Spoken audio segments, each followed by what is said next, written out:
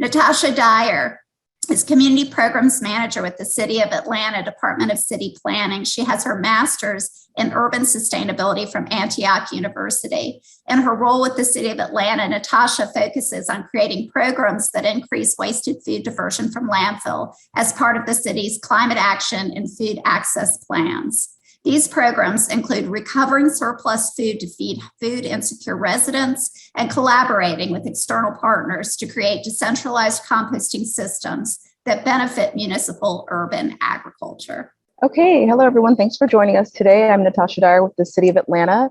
And as mentioned earlier, I work on teams that focus on creating programs that are trying to correct the current mostly linear model of the food system where unwanted food, whether that's surplus on the farm field or surplus in the grocery store or the food scraps on your plate even, where we're trying to show the value in all food, elevating why none of it is actually waste, why we need to view it as a resource, creating more circularity, and skipping the waste stream altogether. This work, as mentioned earlier, is housed under the city's climate action plan and under our fresh food access plan. All the resources, love, fuel that went into growing food that's sometimes been transported between 1,500 and 3,000 miles, 40% of it still doesn't even reach the consumer, it's just wasted. And so this is very important because 1 in 6 children in Georgia is hungry and 1 in 8 adults in Georgia is hungry. And this just isn't your homeless population, this is senior citizens, this is your neighbor, people in between jobs. So it's really important that we start to look at food waste and capturing it for people that are just hungry. And if we actually were able to corral all the food in the world, we could be able to feed every hungry person 4 times over. Food waste, as mentioned, I'm sure a few times now, wastes a lot of the resources. It wastes about 21% of the water outputs in our nation every year and 10% of our energy output. Food decaying in landfills is responsible for a third of cause of methane emissions that's exacerbating climate change. And it also hits us in the pocketbook. Said that a family of 4 wastes about $1,500 a year of food that they buy just to throw away. And so just to kind of discuss what governs how we work on food in general at the City of Atlanta is that basically in 2010, the USDA did a study that was mapping out different food deserts in the nation. And it was determined that about 52% of our population was not living within half a mile of fresh, affordable food. And so by about 2015, the city started fast tracking this, knowing it needed to do something about it, and started to work on urban ag. So it hired an urban ag director and created a goal of getting the population, or 75% of the population within half a mile of fresh, affordable food by 2020.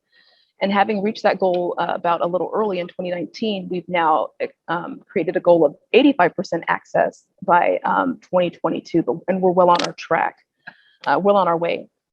And so at the same time, this work was being done where our urban ag director was working to grow more local food and work with Invest Atlanta, which is an organization that works with businesses in the City of Atlanta to create just more brick and mortar locations for food outlets in these kind of low income, low access areas. The City of Atlanta was given a grant to work with the Natural Resources Defense Council to actually determine how much food is going into the landfill through their Food Matters project. And now the NRDC goes from city to city doing this work primarily as a means to get them to look at ways to build more infrastructure to save edible surplus food before it enters the waste stream, and then redirect it to its food insecure populations. So these were our results. What you're looking at represents 125,000 tons of food that's ending up in the landfill. And because you and I both know in this room now that 40% of all food being disposed of is actually edible, this makes you begin to look at the possibilities. And so now fast forward to 2020, I'm really proud to say that both you're now looking at a city who is kind of really understanding this piece, whereas we have 2 teams at the city who began to come out of their silos and work together to create a food systems team that is now creating the food access plan. And so that's the urban ag team that's charged with growing more food. And now this work about realizing that we need to save more food because of this work with the NRDC is actually now part of the city's food access plan. So I'm really happy to say that. And so just to look, this is your standard food system model where you're just looking at production, processing, distribution, and consumption with no thought being given to the actual resources that could be found in food scraps, or of course the resources that are found in recovering food. And just now, with this new urban ag team, the vision has been added to actually look at wasted food management, with them realizing that 26% of our country's total greenhouse gas emissions are coming from the agricultural sector. So it's actually about trying to figure out ways to really treat food as a circular system, and not at all just this linear model that we've been so used to. And so breaking apart the Food Matters project, of course, we're looking at prevention, which is reduce, and recovery, which is reusing and capturing and sharing with food insecure residents. And then there's your composting, which is recycling. It's taking all pieces of food and supply chain and making sure that we are utilizing it to our best capabilities. And so after that, getting those results in 2018 of what is in our municipal waste stream that is actually recoverable, we actually had to apply to work with the NRDC on a multi-year work plan where we'd be getting more technical assistance, because that kind of first year of just us mapping our food waste together was them just kind of doing a one-off. But now we've actually been accepted into a Southeast regional cohort. We're working with 5 other cities to actually begin to support one another in crafting local and community solutions to food waste, so that we can actually leverage our shared experiences and successes to increase wasted food diversion from landfill in this region. And so, like I said, we had to apply. And so it was like, even after working with them, we still had to get what was an application process. And basically what did it was the city had to have a public commitment. So our mayor had to come out and say that she was going to start to look at food waste and food recovery. And I like to say that right as this 2018 study had come out, like it was kind of lukewarm. No one was really looking at food waste or food recovery as part of a food access plan, which I was of course pushing for. But something about COVID where people were just like not having challenges eating. And I mean, like, again, those are people in homes, those are your neighbors, those are your seniors. The mayor was working very closely with Gooder actually to get people fed. And I think it was like the I hate to say a perfect time, but it was the time COVID created this this laser focus look into food and supply chains. And I think it elevated this work we were starting to do around food recovery, because we had a mayor that was very concerned about feeding people where they were. And so this multi-year work plan has seen me working on business challenges. Like I did a restaurant challenge at the airport. We were able to get 6 restaurants to save their food over a 3-month period, saving 21,000 meals with Gooder again. And we got that into nonprofits where people were actually hungry. And this was actually before COVID.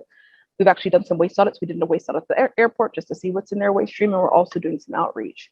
And so just looking further, another thing that came through with COVID is that last year, the EPA saw an opportunity, because I think what also isn't a light isn't shown on a lot is that there's actually, or a fact that's not known that much until you actually work in the space, is that 9 million tons of food is wasted annually on the farm floor. Just literally that's food that's grown and either is going to be set there to rot or be plowed under because of some kind of a breakage in the supply chain. Either they grew too much, or it wasn't sold, or it's considered ugly, not cosmetically fit to be sold. And COVID only exacerbated this, because you have to realize, once we had businesses that were like your hotels and your restaurants and your schools not actually purchasing food, that's a lot of food that's not making it to market. So realize restaurants are actually by 40% of the countries or the market's onion production. So that's a lot of onions that's not now going to market because of COVID.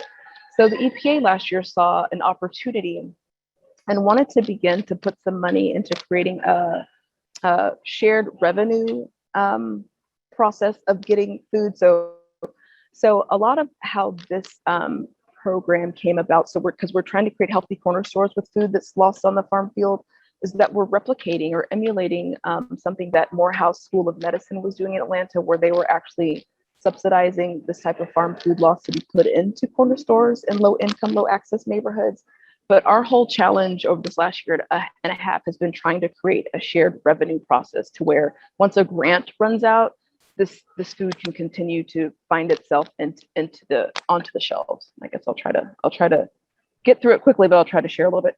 So our first pilot was to do a pay and donation model, basically where we identified a consortium of 9 farms in East Georgia.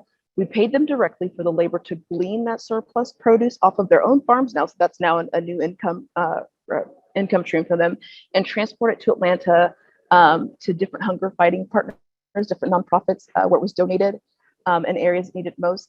And our goal was actually to move 10,000 pounds in that whole summer, like the 3 months. And we actually ended up moving 15,000 pounds in 3 weeks. And so here are just some of the case studies, and 900 families were fed. So in one of our organizations is called Ubi Feeds, and she was able to set up a pop-up, a shop style produce distribution at her community garden, where 50 community members, mostly seniors, were able to pick out produce like they were just shopping and come along and get that food. 2 Pieces of Toast is actually, she's a caterer, but she works with all kinds of organizations that distribute food to families. And so she was able to get food into 7 different cities in those 3 weeks for nonprofits, 150 families each week with just donation. And then Must Ministries distributed produce to 300 families through their food pantries and senior home delivery program. And they're actually now one of our first takers on the shared revenue pilot. And so just back to this slide. And so basically what happened? And so basically what that is that we are now in this space where we're loading the food onto an app called Forager, which is a new marketplace for farmers that have this surplus. And then it's Gleaners is another agency in this space that's normally working on nonprofit that we're working with. We're also getting the food to food recovery agencies that are normally just saving food. They're now a last mile that's getting this food to the healthy corner stores that we're trying to put the food into. And this is all a new revenue stream so that it becomes sustainable in the end. And I hope I said that clearly. And so another piece of looking at wasted food is actually looking at food scraps. And the city, I just mentioned, we actually run some urban ag installations, and we have some community compost spaces. And so we are just actually, this is being installed right now, where we are actually making this a sustainable model as well, because we have a 5-family drop off of food scraps at one of our food farms.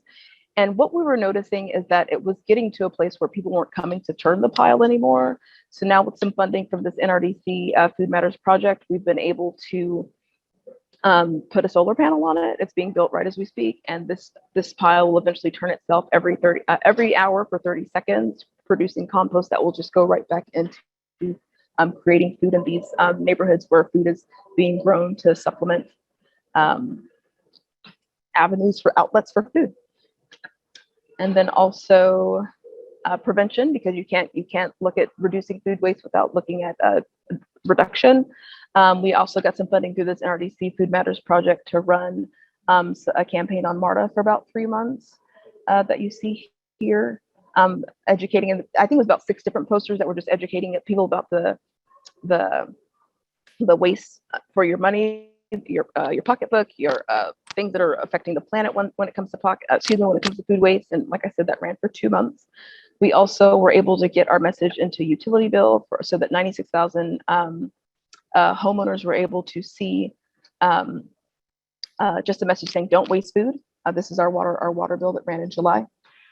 And then also now the city is hosting a website that tells people how they can actually prevent food waste and also compost, and probably no donation from homes.